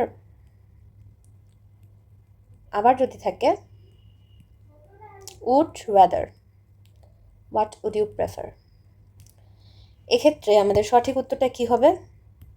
সঠিক উত্তরটা হবে এই যে দেন, এটাই হচ্ছে আমাদের দিক নির্দেশনা, সঠিক দিক নির্দেশনা। এই দেনটা দেখেই আমরা বুঝতে পারবো যে আমাদের হ্যাড বেটার বসাবো নাকি উড রাদার বসাবো। রাদারের সাথে দেন হয়, আর হ্যাড বেটারের সাথে কিন্তু দেন হয় না, কিছুই হয় না। সো যেহেতু দেনটা আছে, তার মানে আমাদের হ্যাড বেটারটা বসানো যাবে না, আমাদের উড রাদার বসাতে হবে। এবার আমরা উড রাদারের আরও কিছু ইউজ দেখে নিই। প্রেফারেন্স অর্থে আমরা দেখেছি, এবার আমরা দেখব রিয়েল টাইমে কীভাবে এটা ইউজ হয়, রিয়েল টাইম বোঝাতে। দেখো, যদি প্রেজেন্ট বা ফিউচার টাইমে আমি একটা কথা বলি যে আমি এই কাজটা আজকের চেয়ে কালকে করাটা বেশি পছন্দ করব, তাহলে কি হবে? যেমন I would rather go there today than tomorrow, আমি কালকের চেয়ে বরং আজকেই সেখানে যাব। এখানে এই সেন্সটা দেওয়া হয়েছে যে আমি কালকের চেয়ে বরং আজকেই যাই। আমরা বলি না যে কালকে করবো কাজটা, থাক, কালকের চেয়ে বরং আজকেই করি। এই যে সেন্সটা আমরা মেক করছি, এই যে জিনিসটা আমরা বোঝাচ্ছি, এটা বোঝাতে আমরা উড রাদার ইউজ করি। I would rather go there today than tomorrow, এক্ষেত্রে আমরা দুটো সময়কে দেন দ্বারা অ্যাড করেছি এবং তুলনা বোঝাচ্ছি, অর্থাৎ আমি আজকে যাওয়াটাকে প্রেফার করি, কালকে যাওয়াটাকে প্রেফার করি না। তো এই যে রিয়েল টাইম একটা আমাদের প্রেফার, এটা যে আমরা বোঝাচ্ছি, এক্ষেত্রেও আমরা উড রাদার ইউজ করি প্রেজেন্ট অথবা ফিউচার টাইম বোঝাতে। সেক্ষেত্রে সাবজেক্ট হয় উড রাদার হয়, ভার্বের বেস ফর্ম হয় প্রেজেন্ট দেন ফিউচার, অথবা ফিউচার দেন প্রেজেন্ট। আমরা এভাবেও বলতে পারতাম যে আজকের চেয়ে বরং কালকে যাই, থাক আজকে পড়ালেখা করবো না, কাল থেকে করবো, কাল থেকে আমরা ভালো হয়ে যাব, আজকের চেয়ে বরং কাল থেকেই করি। সেক্ষেত্রে আমরা কি বলতে পারতাম? I would rather study tomorrow than today, কালকে সকাল থেকে শুরু করব। ঠিক আছে, তো সেক্ষেত্রে একই হবে, জাস্ট তুমি যেই টাইমটাকে প্রেফার করছো সেই টাইমটাকে শুরুতে লিখবে, আর যেই টাইমটাকে প্রেফার করছো না দুইটার মধ্যে, সেটাকে পরে লিখবে। সব জায়গায় একই নিয়ম। এবার আমরা দেখি পাস্ট টাইমের ক্ষেত্রে। পাস্ট টাইম এটা আমরা দেখেছি প্রেজেন্ট অথবা ফিউচার টাইম। এবার আমরা দেখব পাস্ট টাইমের ক্ষেত্রে কিভাবে আমরা উড রাদার দেনটাকে ইউজ করি। পাস্ট টাইমের ক্ষেত্রে I would rather have done the work yesterday than today, যেহেতু এটা রিয়েল টাইম বোঝাচ্ছে, অর্থাৎ আমি যা বলছি তা করার সুযোগ এখনও আমার কাছে আছে এবং হাতছাড়া হয়ে যায়নি এবং আমি করতে পারতাম, সেক্ষেত্রে আমরা সেটাকে রিয়েল টাইম বলি। আর যখন কোনো একটা ইচ্ছা যেটা আমাদের এখন করা সম্ভব না বাট আমরা কল্পনা করছি, এই সমস্ত ক্ষেত্রে আমরা সেটাকে আনরিয়াল বলি। সো রিয়েল টাইমের ক্ষেত্রে যদি আমরা পাস্টের কোনো কিছু বোঝাতে চাই, যেমন I would rather have done the work yesterday than today, আজকের চেয়ে বরং গতকাল কী করতাম কাজটা, এরকম একটা সেন্স দিচ্ছে। সো যদি এটা হচ্ছে তোমার রিয়েল টাইম হয়ে থাকে তাহলে কি হবে, subject would rather have V3, অর্থাৎ পারফেক্ট টেন্সের যে have plus V3 ফর্মেটটা perfective form, সেই ফর্মেটটা বসবে, তারপর পাস্টের যদি টাইম হয় তাহলে সেই পাস্টের টাইমটা, তারপর প্রেজেন্ট অথবা ফিউচারের টাইম। অর্থাৎ আমি এই কাজটা গতকালকেই করতাম আজকের চেয়ে, আমি বরং এই কাজটা আজকের চেয়ে গতকালকেই করতাম, এই রকম একটা সেন্স যখন দিচ্ছে তখন আমরা এই ফর্ম্যাটটা ইউজ করছি। ঠিক একই ফর্ম্যাট দেখো, এখানে ভার্বের বেস ফর্ম ইউজ হচ্ছে আর এখানে হ্যাভ প্লাস V3 ইউজ হচ্ছে। এইটাই হচ্ছে দুইটার মধ্যে পার্থক্য। কিন্তু এখানে জিনিসটা উল্টো করে লেখা যাবে না। জিনিসটা যদি উল্টো করে লেখো তাহলে হবে না। এখানে তোমার এরকমটাই হতে হবে যে তুমি পাস্ট টাইমটাকে প্রেফার করছো এবং ফিউচারটাকে পরে রাখছো, যে আজকে না করে বরং কালকেই করতাম, এরকমটা যদি বোঝায় সেক্ষেত্রে হচ্ছে এই ফর্ম্যাটটা ইউজ হবে। এখানে কিন্তু ভাইস ভার্সা দেয়া নেই, প্রথমে পাস্টটা লিখতে হবে তারপর প্রেজেন্ট বা ফিউচার লিখতে হবে। এক্ষেত্রে বোঝায় হচ্ছে বাংলাটা হচ্ছে এরকম, আজকের চেয়ে বরং গতকালই কাজটা করতাম, এরকমটা হচ্ছে এটার অর্থ দেয়। এবার যদি তোমাকে এরকমভাবে দেয় আই উড রাদার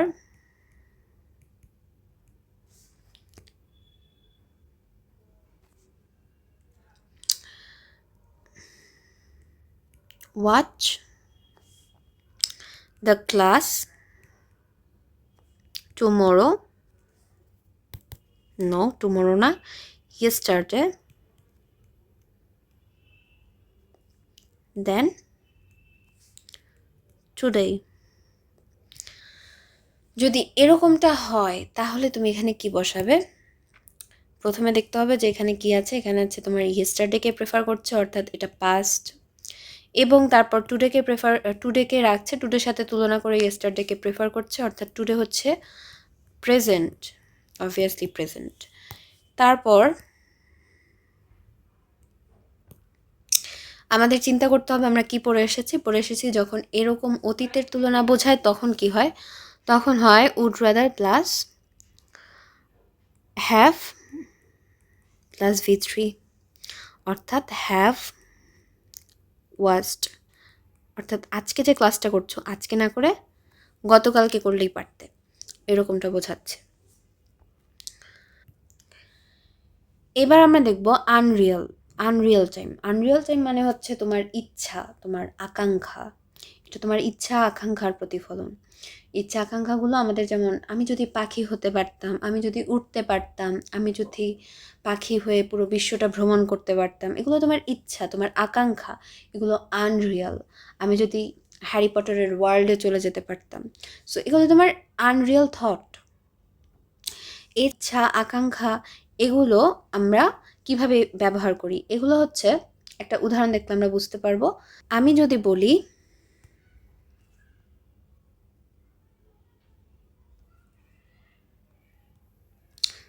আমি যদি এখন, ধরো আমি এখন বসে বসে চিন্তা করছি যে আমি যদি এখন উঠতে পারতাম কত ভালো হতো, আমি যদি এখন উঠতে পারতাম। আমি চিন্তাটা করছি বর্তমানে, চিন্তা করছি আমি বর্তমানে বসে,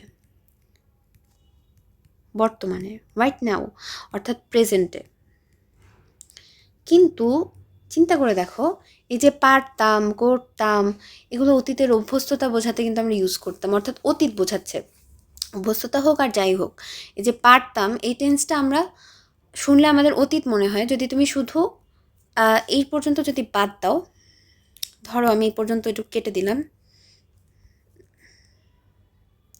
উঠতে পারতাম, যদি উঠতে পারতাম বলি তাহলে এটা কিন্তু কি বোঝায়, শুধু এটুকু দেখে অবশ্যই বোঝায় যেটা একটা পাস্টের একটা সেন্স, মানে একটা পাস্টের কোনো কিছু আমি ব্যবহার করছি এটা বোঝায়। এটুকে এই যে শুধু উঠতে পারতাম, হ্যাঁ, কিন্তু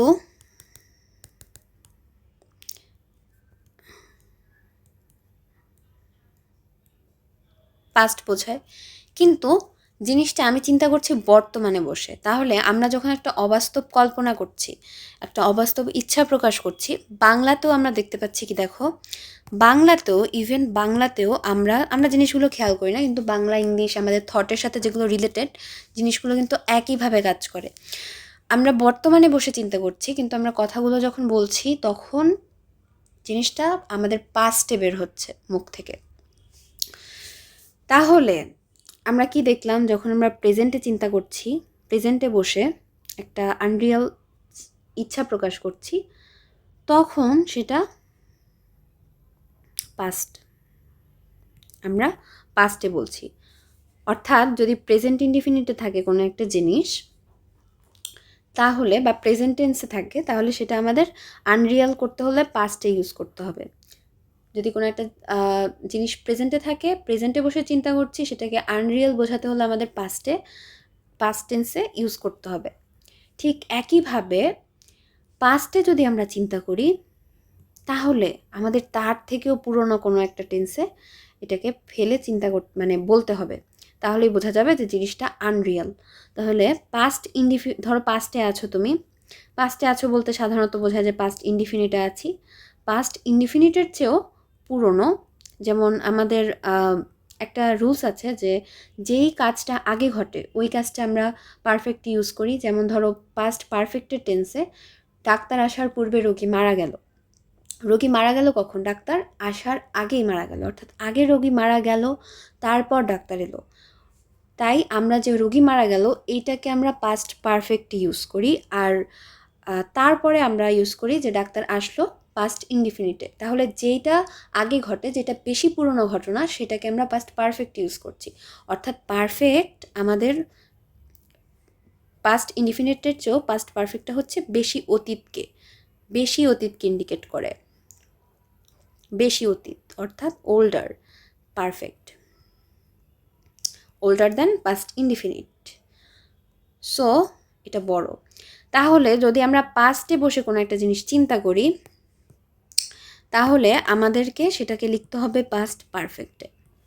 যদি আমরা তা লিখি তাহলেই বোঝা যাবে যে জিনিসটা আনরিয়াল। কারণ আমরা দেখতে পাচ্ছি কি, আমরা যখন আনরিয়াল কিছু একটা বলি, আনরিয়াল কিছু একটা চিন্তা করি, তখন আমরা যেই মুহূর্তে আছি তার থেকে অতীতে গিয়ে কথাগুলো বলি। উঠতে পারতাম আমরা বলি না, যদি আমি উঠতে পারি, এরকমটা আসলে আমরা বলি না।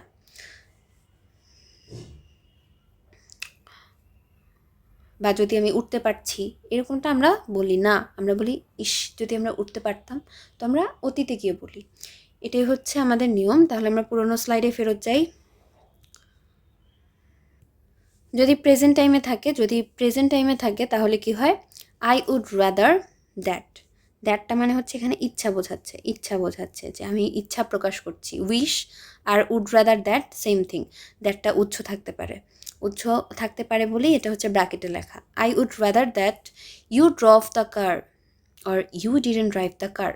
আমি গাড়িতে বসে আছি কারোর সাথে, আমি যে ড্রাইভ করছে তাকে বলছি যে আমার ইচ্ছা করছে যে তুমি যদি এখন না চালাতে। সে চালাচ্ছে, আমার ইচ্ছা হচ্ছে সে যদি না চালাতো।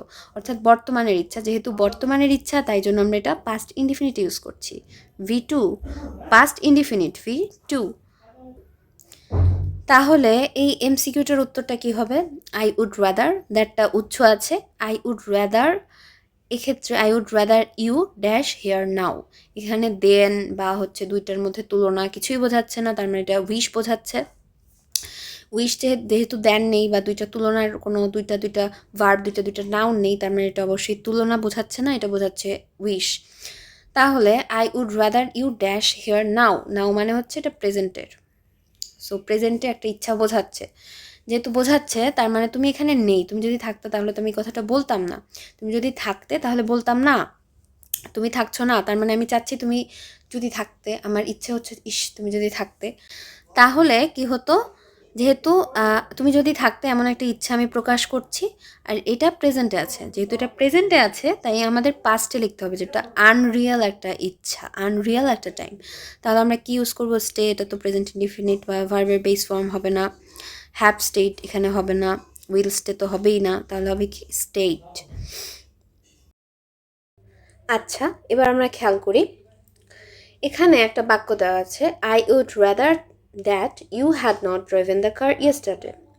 সো ইয়েস্টারডে এটা হচ্ছে আমাদের কিওয়ার্ড, যে কিওয়ার্ডটা দেখে আমরা বুঝতে পারি যে এই যে টেন্সটা বা এই যে ইচ্ছাটা, এটা আমাদের একটা অতীতের ইচ্ছা।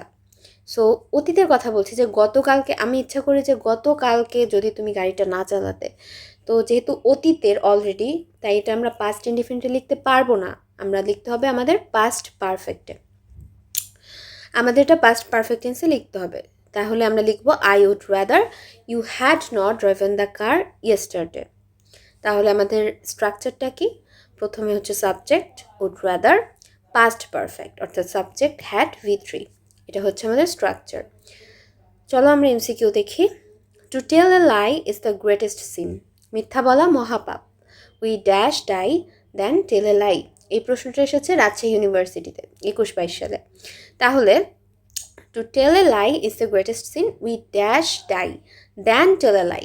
এখন একটা জিনিস খেয়াল করো, এই যে দেন, এই যে দেন, এই দেনটা হচ্ছে আমাদের ইন্ডিকেটর, সঠিক দিক নির্দেশনা।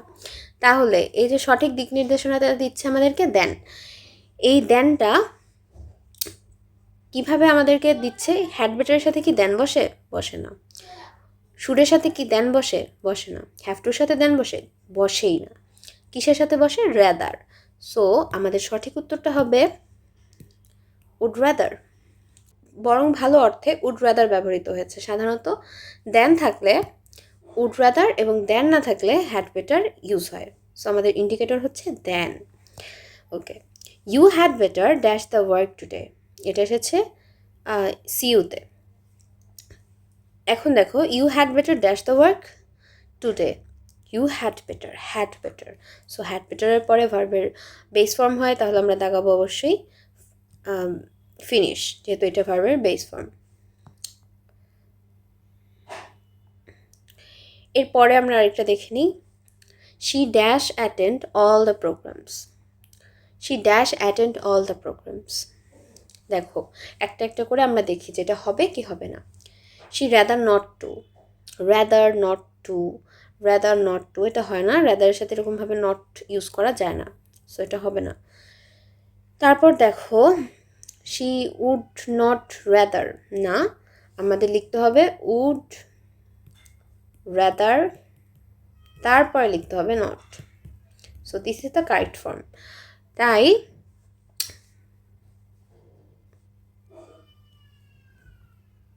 This is the correct form. তাহলে দেখো, উড রাদার নট টু, এটা হবে না, উড নট রাদার হয় না, উড রাদার নট হয়। এখন দেখো, উড রাদার নট টু, তারপর কি টু এর কোনো দরকার আছে? না, টুটার কোনো দরকার নেই, তাহলে এই টুটা হবে না। তাহলে আমাদের একটাই অপশন রইল, এই অপশনটা হচ্ছে উড রাদার নট।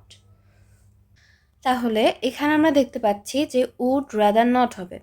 এখানে উডটাকেই এইভাবে আই উড বা শি উড,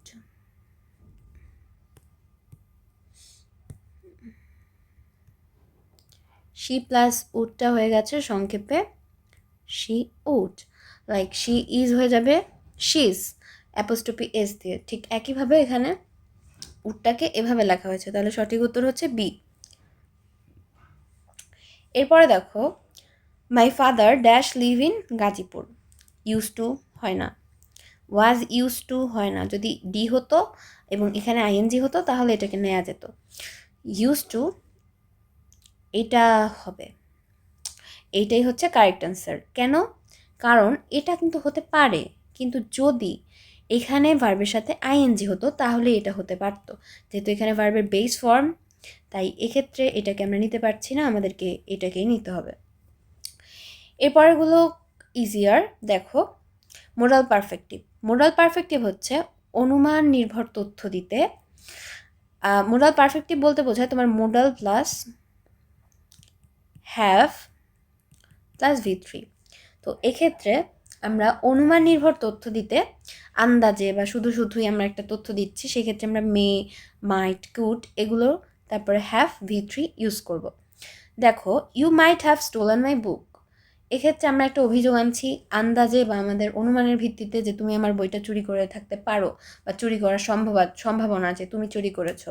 তো এই ক্ষেত্রে আমরা মাইট হ্যাভ V3 ইউজ করি, you might have stolen my বুক।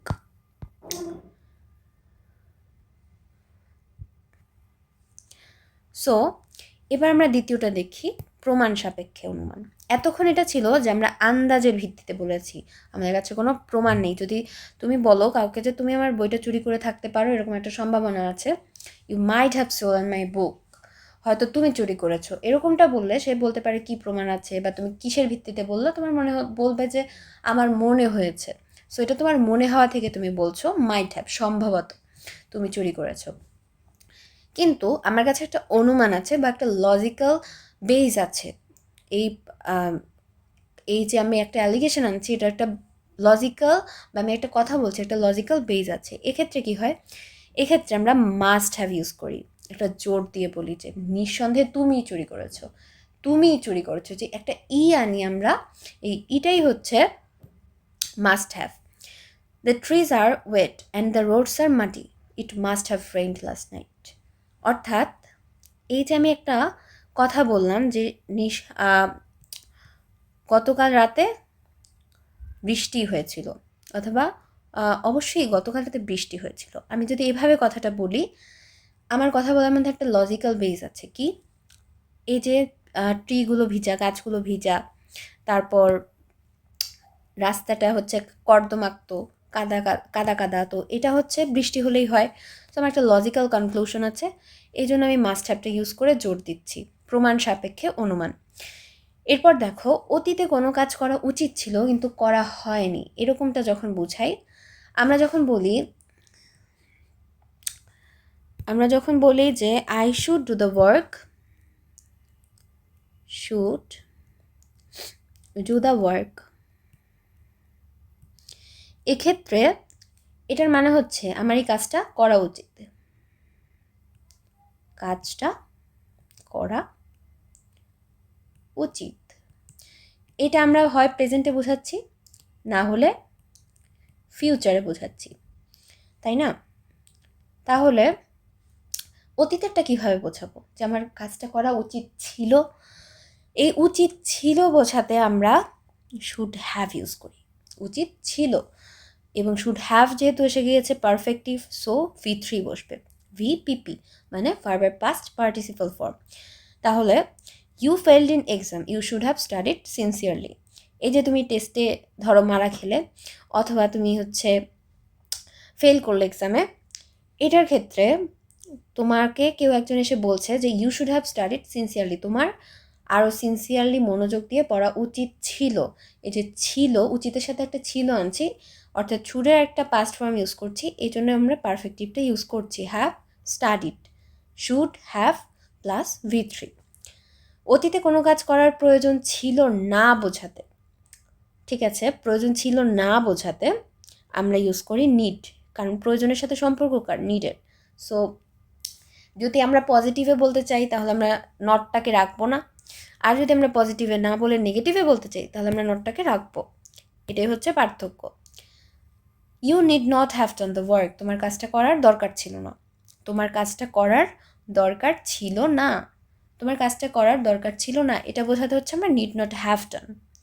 আর যদি আমরা বলতে চাই যে দরকার ছিল কিন্তু করা হয়নি, সেক্ষেত্রে আমরা কি লিখব, ইউ নিড হ্যাভ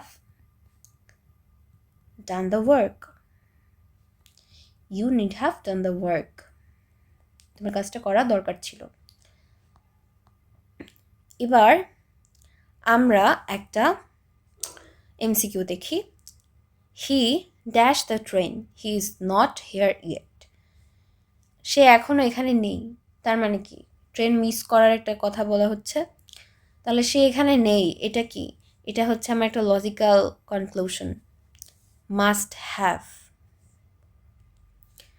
তাহলে দেখো সে এখনও এখানে নেই, অর্থাৎ সে এসে পৌঁছায়নি। তার আসার কথা ছিল, কিসে? ট্রেনে আসার কথা ছিল। যেহেতু সে এখনও পৌঁছায়নি, ট্রেন পৌঁছে গেছে, তার মানে কি এরকম একটা সেন্স দিচ্ছে। তার মানে হচ্ছে he must have missed the train. যেহেতু এসে পৌঁছায়নি, আমার একটা লজিক্যাল বেজ আছে কথার, অর্থাৎ সে নিশ্চয়ই ট্রেনটা মিস করেছে। এবার দেখো ডেয়ার নিড। ডেয়ার আর নিড আমাদের এমন একটা ভার্ব, যে ভার্বটা আমরা মোডাল হিসেবেও ইউজ করতে পারি, আবার অক্সিলিয়ারি মোডাল হিসেবেও ইউজ করতে পারি, আবার প্রিন্সিপাল ভার্ব হিসেবেও ইউজ করতে পারি। এই জন্য এটাকে আমরা বলছি সেমি মোডালস। সেমি মোডালস, এই দুটাকে আমরা সেমি মোডালস বলছি। তাহলে এখন আমরা কিভাবে বুঝবো যে এই যে সেমি মোডালস, এটা আসলে আমাদের প্রিন্সিপাল ভার্ব হিসেবে কাজ করছে বাক্যে নাকি মোডাল হিসেবে? এটা বোঝার ওয়েটা কি? এটা বোঝার ওয়েটা হচ্ছে এখানে দেওয়া। দেখো যদি ডুয়ারের সাথে, যেমন I need to repair the cycle, repair একটা ভার্ব, রিপেয়ারের কাজটা করছে আই, তার মানে আই হচ্ছে doer. So I need to repair the cycle, যদি ডুয়ারের সাথে ডেয়ার বা নিড ইউজ করি আমরা, তাহলে এরপরে যদি আমরা ইনফিনিটিভ আনি, তাহলে বুঝতে হবে যে এইটা আমাদের মেইন ভার্ব। এমভি দ্বারা আমরা মেইন ভার্বকে বোঝাচ্ছি। I need to repair the cycle. দেখো এইখানে এই যে নিডের পরে প্রথমে ডুয়ার বসেছে, তারপরে নিড বসেছে। নিড বসার পরে এইখানে একটা ইনফিনিটিভ বসেছে, এই যে ইনফিনিটিভ। যেহেতু নিডের পরে আবার ইনফিনিটিভ বসেছে, তার মানে এটা এখানে মেইন ভার্ব হিসেবে ইউজ হয়েছে। অর্থাৎ এখানে বলেছে I need to repair the cycle, আমার সাইকেলটা মেরামত করা দরকার। কিন্তু যদি এইখানে এই 3 নম্বরটা দেখো, যদি এখানে তোমার ইনফিনিটিভ না বসে সরাসরি বেস ফর্ম বসতো, তাহলে তুমি বুঝতে যে এটা হচ্ছে মোডালস। কিভাবে? যেমন হি নিড নট গো দেয়ার অথবা হি নিড গো দেয়ার। যদি এটা এভাবেও পজিটিভ হিসেবে লিখলে এরকমটা হবে হি নিড গো দেয়ার। তাহলে দেখো হি নিড গো দেয়ার, এক্ষেত্রে ইনফিনিটিভ বসেনি, ডিরেক্ট ভার্বের বেস ফর্ম বসেছে, যেটা মোডালের বৈশিষ্ট্য।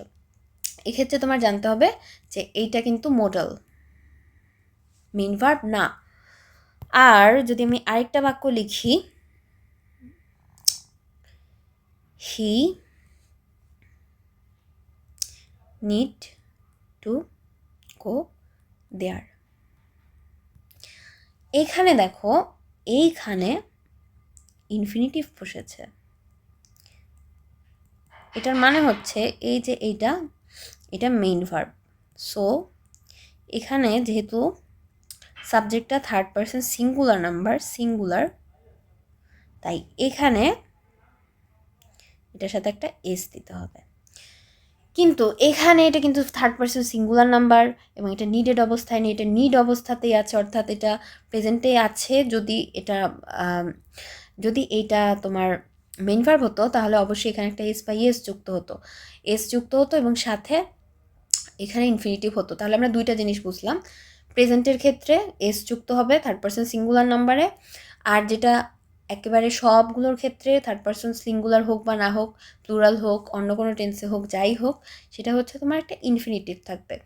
যখন বাক্যে নিড অথবা ডেয়ার আমাদের মোডাল হিসেবে বসবে না, বরং মেইন ভার্ব হিসেবে বসবে, তখন তারপরে একটা ইনফিনিটিভ আসবে। আর যখন মোডাল হিসেবে বসবে, তখন ডিরেক্ট ভার্বের বেস ফর্ম বসে যাবে, কারণ মোডালের পর ডিরেক্ট ভার্বের বেস ফর্ম বসে। এটা হচ্ছে আমাদের মেইন পার্থক্য। সেই সাথে যখন এটা দেখো, যখন নন ডুয়ার, অর্থাৎ the cycle needs to be repaired, যখন নন ডুয়ার হচ্ছে সাবজেক্ট, তখন কি হচ্ছে? মেইন ভার্বের ক্ষেত্রে, main verb not modal, main ভার্বের ক্ষেত্রে নিডস বসলো মেইন ভার্ব হিসেবে, তারপর এই যে টু, তারপর বি ভার্ব, তারপর হচ্ছে V3, to be V3, to be be verb না, টু বি, তারপর হচ্ছে V3, এই ফরম্যাটে বসেছে। দ্য সাইকেল, যেহেতু সে নন ডুয়ার, তাই নন ডুয়ারের ক্ষেত্রে নিডস টু বি রিপেয়ার্ড।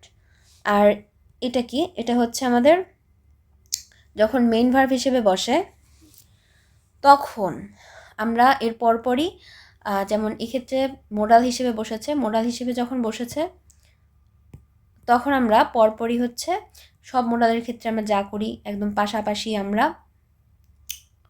নটটা বসিয়ে দিয়েছি, নটটা বসিয়ে নেগেটিভ করে দিয়েছি। কিন্তু যখন এটা মেইন ভার্ব হিসেবে ব্যবহৃত হয়েছে সেই ক্ষেত্রে আমাদের ডু আনতে হয়েছে, অক্সিলারি ভার্ব এনে নট করতে হয়েছে, নট দিতে হয়েছে, তারপর আমরা মেইন ভার্বের বেস ফর্ম বসিয়ে অর্থাৎ ডেয়ার বসিয়ে একটা ইনফিনিটিভ বসিয়ে তারপর নেগেটিভ করছি। এখানে দেখো এই এমসিকিউটা দেখি আমরা, he need not dash there alone.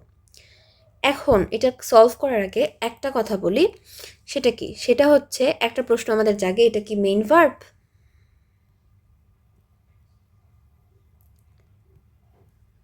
নাকি মোডাল? কিভাবে বুঝবো? দেখো, he need not dash there alone, দুইটা জিনিস আমরা খেয়াল করতে পারি, টু গো হবে নাকি গো হবে, এই দুইটাই তো হবে, তাই না? হয় বেস ফর্ম নাহলে ইনফিনিটিভ, কোনটা আমরা বসাবো? তার জন্য আমাদের এই প্রশ্নটার উত্তর পেতে হবে, মোডাল নাকি main verb. He need not dash there alone. এখন এখানে প্রথম কথা হচ্ছে, এটা যখন নেগেটিভ করলাম আমরা মোডালের মতো ডু নট বা ডাজ নট না এনে পর আমরা নট বসিয়ে দিয়েছি, নিড নট, ডেয়ার নট। আমরা বলিনি যে হি ডাজ নট নিড, আমরা বলেছি হি নিড নট। তার মানে এটা মোডালের লক্ষণ। আরেকটা লক্ষণ কি, এই যে হিটা হচ্ছে একটা থার্ড পারসন সিঙ্গুলার নাম্বার, কিন্তু ভার্বের সাথে কোনো এস বা ইয়েস নেই, সো এটাও মোডালের লক্ষণ। তার মানে এটা একটা মোডাল। এটা যেহেতু একটা মোডাল, তাহলে আমরা অবশ্যই এটাকে বাদ দেব এবং এটাকে নিব। আমরা ভার্বের বেস ফর্মটাকে বসাবো, he need not go there alone. এবার দেখো B+2 এটা হচ্ছে আজকের টপিকের আমাদের একদম last one. B+2 plus verb in base form. স্ট্রাকচারটা কি? Am, is, are, was, were, এগুলো থাকবে, সাথে টু থাকবে, তারপর ভার্ব ইন বেস ফর্ম, ভার্বের বেস ফর্ম বসবে। দেখো, এগুলো অনেক ক্ষেত্রে ব্যবহৃত হয়। প্রথমে একটা ক্ষেত্র আমরা দেখে নিই। প্রথম ক্ষেত্রটা হচ্ছে ডিউটি এবং নেসেসিটি বোঝাতে B2 ব্যবহৃত হয়। Students are to complete their studies, এটা হচ্ছে তাদের ডিউটি এবং নেসেসিটি, স্টুডেন্টদেরকে তাদের স্টাডি, তাদের পড়ালেখা কমপ্লিট করতে হয়। আরেকটা হচ্ছে দে আর টু কমপ্লিট দ্য টাস্ক, তাদেরকে এই টাস্কটা কমপ্লিট করতে হয় অথবা হবে, এরকম একটা সেন্স দিচ্ছে। তাহলে ডিউটি এবং নেসেসিটি বোঝাতে আমরা এরকম B2 ব্যবহার করে থাকি, M2 is to, R2 was to, were to, tense অনুযায়ী। আরেকটা ব্যবহৃত হয়ে থাকে পসিবিলিটি বোঝাতে, সম্ভাবনা। অনেক ক্ষেত্রে আমরা এরকমভাবে বলে থাকি যে কোনো কিছু হারিয়ে গেলে এটা হয়তো আর পাওয়া যাবে না, এটা হয়তো আর পাওয়ার নয়, এটা বোঝাচ্ছে এটা হয়তো আর পাওয়ার নয়, এটা হয়তো আর পাওয়ার ছিল না, এরকম একটা সাহিত্যিক ভাব এটার মধ্যে পাওয়া যাচ্ছে বাক্যটায়। It was not to be found, এই যে was to, so the lost money was not to be found, এই যে ওয়াজ সাথে হচ্ছে টু, আর যেহেতু এটা নন ডুয়ার তাই বি ফাউন্ড, বি তারপর V3 হয়েছে। মেইন যে স্ট্রাকচার সেটা হচ্ছে ওয়াজ প্লাস টু। এবার দেখো ডেস্টিনি বোঝাতে, ডেস্টিনি মানে কি? ভাগ্য। Abdullah was never to see his friend again. সাহিত্যের মধ্যে যখন আমরা একজন থার্ড পারসন অফ ভিউ থেকে কোনো একটা জিনিস বর্ণনা করি যে সব কিছু জানে, যেমন লেখক সব কিছু জানে, কি হবে না হবে, লেখক বর্ণনা করছে, তখন একটা পর্যায়ে একটা কিছু ঘটলো, লেখক বর্ণনা করছে যে কিন্তু আবদুল্লাহর আর কখনোই তার ফ্রেন্ডের সাথে দেখা হওয়ার ছিল না, তো এই যেটা একটা কপালের লিখন, ভাগ্যের লিখন টাইপের বোঝানো হচ্ছে, তো এইরকম ভাগ্যের লিখন টাইপের এক্সপ্রেশন দিতে আমরা এভাবে ইউজ করি। Rahim was never to see his mother. রহিমের আর কখনোই তার মাকে দেখা তার কপালে লেখা ছিল না, এরকম একটা সেন্স দেয়। এরপর দেখো অর্ডার বা কমান্ড বোঝাতে, every citizen is to obey the laws enforced by the constitution. সংবিধানের দ্বারা যে সকল ল আছে প্রত্যেকটা নাগরিকের তা মান্য করতে হয়। এই যে অর্ডার বা মান্য করতে হবে বা কমান্ড বোঝাতে এরকম জেনারেল কমান্ডের ক্ষেত্রেও কিন্তু আমরা এই যে ফরম্যাটটা am to is to are to was to were to use করে থাকি। এরপর সর্বশেষটা হচ্ছে অনুমান অর্থে। সাপোজ অর্থে আমরা মাঝে মাঝে ওয়ার টু মডেলটা ইউজ করি। If it were to happen, যদি এটা হওয়ার হতো, I would get an instinct, তাহলে এটা আমি যদি এটা হওয়ার হতো তাহলে আমি ভেতর থেকে একটা ইশারা বা ভেতর থেকে একটা ধারণা আমার আসতো, একটা ইশারা আমি পেতাম, এরকম একটা কিছু এখানে বোঝানো হচ্ছে যে if it were to happen, যদি এটা হওয়ার হতো, এখানে বোঝাচ্ছে যদি এটা হওয়ার হতো। তো এরকম অনুমান বা এই মডেলের ক্ষেত্রে আমরা এরকমভাবে ইউজ করি, if it were to happen.